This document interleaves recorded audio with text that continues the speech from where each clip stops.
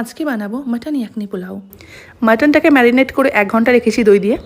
এতে দিয়েছি star anise, ছোটো এলাচ, বড় এলাচ, লবঙ্গ, মৌরি, জিরে, ধনে, শাহজিরা, দারচিনি, আয়দান ফ্রুট, তেজপাতা, জয়িত্রী।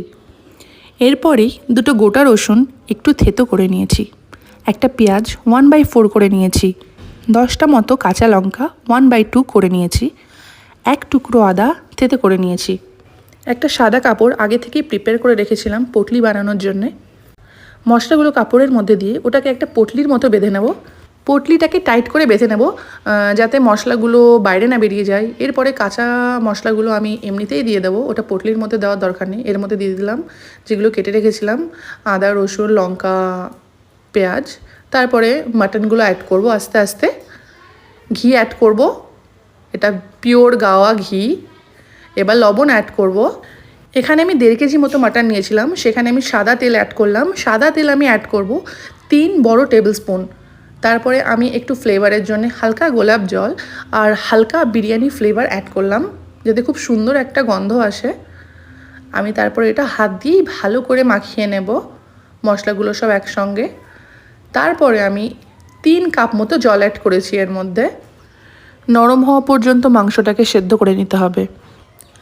আর একটা পাত্রে সাদা তেল, ঘি, অল্প বাটার দিয়ে তার মধ্যে গোটা গরম মশলা দিয়ে দিতে হবে।